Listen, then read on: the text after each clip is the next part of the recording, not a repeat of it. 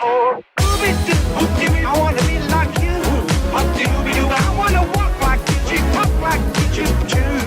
What's up, guys? GhostRider822005 for bringing us an action figure review. Today I'll be reviewing the Marvel Legends Age of Apocalypse Sugar Man Build-A-Figure Wave, Morph, Jean Grey, and Wild Child. I was originally just going to do him and then her with the Build-A-Figure, but I decided I'll just give Sugar Man his own video by himself.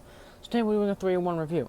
On the side, you see Wild Child, Jean Grey, and Morph. And on the back, you see the figures and the wave they came in.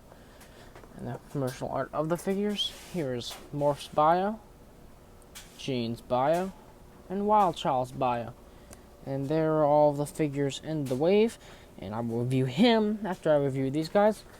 And on this other side, I think it's this other side I haven't looked at yet. Same art, but let's get to it and crack these guys and Singular Girl open. Here is Wild Child, Jean Grey, and Morph all of the packaging, and I think they are the weaker figures in the wave, but I think they all have their own little thing that makes them just pop in the wave. But let's get into their kind of accessories, and then we'll take a closer look at the figures themselves. Wild Child's only accessory is this chain, which if you see this part, you know we're getting a Age of Apocalypse Sabretooth soon to go with him. And he also comes with a back to Sugar Man. The only accessory Jean comes with is the face to Sugar Man and his torso, so she doesn't come with much. And then Morph's only accessory is the leg to Sugar Man. Going into detail, starting with Wild Child, I think he looks really nice. He has one of the nicer face sculpts in the entire wave. I think he looks really cool. I like this collar piece, and I like the chain. I do wish it was a little bit darker, not this just like plain white gray chain, but it's okay. And his hands look really nice. Let me just get him off the stand to have him on. His hands look really nice. The nails look gnarly. He's got his weird looking feet. And he has these little pieces that look like gloves on there. You hear my washer running in the back. Again, I'm sorry, but I can't help that. But he looks really nice. He is on the Peach of Spider-Man mold, so you know, you already know basically what you're getting with the sculpt. But let's get into Jean's detail. Jean's detail is pretty nice as well. She has this really nice face tattoo, which, if I'm looking at the box art, it's supposed to be black and not go all the way up the eye. But again, this is only the box art and not the comic book art, so I'm sure this is correct. And she has some interesting shoulder pads, short hair, which is pretty cool. Costume design is pretty nice. This is my first Jean figure, so that's kind of interesting. But I think she's pretty nice. No paint mishaps I can see so far, so that's pretty cool. Morph is also pretty clean with the face sculpt. I really like that little like black line. Again, with the box art, it isn't on there, but again, it might be wrong. Who knows? But I think it adds some character to the figure.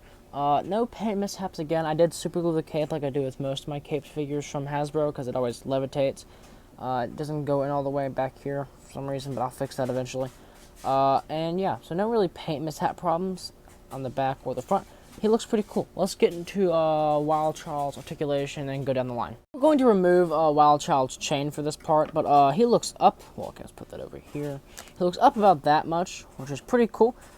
Down about that much with the hair floats like that. He can go side to side and a bit of neck pivot. He has a butterfly joint. Again, like Peach of Spider-Man mold, outward about that much, downward more, forward, backwards, biceps swivel, double jointed elbows, which are pretty cool, wrist rotation that hinges down and up. He can crunch about only that forward, which is kind of unfortunate. I swear it should go more. Back, only that much. Again, it's kind of weird. Waist swivel, he kicks forward about that much, backwards about that much, outward only that much. He has a thigh cut.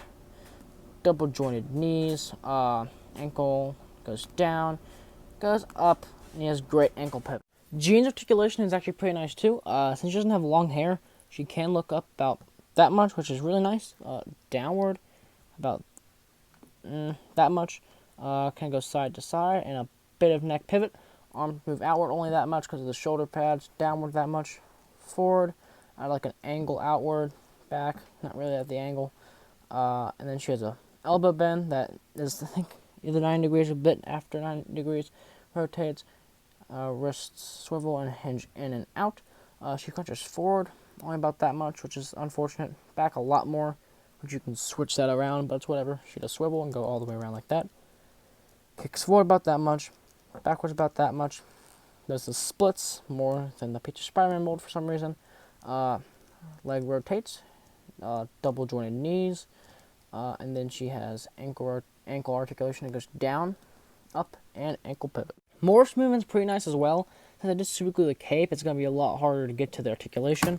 As I drop something on the floor, sorry, it'll be a lot harder to get to articulation, but we can still work with it. He looks up about that much, downwards about that much, side to side, and you can get some neck pivot. Arms outward about that much, downward, forward, backward. He has a butterfly joint, which I'm really glad they didn't go with the Bucky Cat mold. That would have made me upset. He has a bicep swivel. Double joint elbows only been in that much, which is, again, because of the glove. Wrist rotation hinges down and up, which I like. He crunches forward about that much, back about that much. He swivels right there. He kicks forward that much, backwards that much, outward that much. He has a thigh cut, followed by a double jointed knee, which is really nice. And then ankles. He has a boot rotation there, sorry. He has ankles move down, up, and ankle pivot. And I don't know if I went through, I might have already done it. He does go back about that much. And knowing Morph's powers, you might want to put some heads on him, and I'll show the ones you can do. X-Man's head can go on there. Cyclops' head can go on there. Weapon X's head can go on there. And then my Clone Trooper and a Hat's head can go on there. And here are the three next to the entire rest of the wave, which is Sunfire, Weapon X, X-Men, and Dark Beast. And I really love this wave, and also this isn't including the Build-A-Figure, which I'll review next, and then I have Spawn to review. But I really like this wave. I hope they give us at least 3 to 4 more Age of Apocalypse waves, because I really love that storyline. But let's roll into more size comparisons. Here they are next to Warlock Wave Cyclops. Here they are next to Mezco Batman. Here they are next to Pirate Batman. Here they are next to my McFarlane Superman with a custom cape I got off eBay. And here they are next to a Clone Trooper and a hat. And that's my review. Overall, I think these two figures are pretty nice. They are the weakest out of the wave, in my personal opinion, but I think they are really cool. Wild Child is my favorite out of the three. I do think Jean and Morph are really nice. It's just they are kind of lacking on accessories, and especially Jean and articulation. I do think if you're a fan of the Age of Apocalypse storyline, you should definitely get them. And up next, I will be reviewing the Sugar Man Build-A-Figure and doing an overall ranking of the waves, so stay tuned for that. And I will catch you guys next time. Peace. I wanna be like you.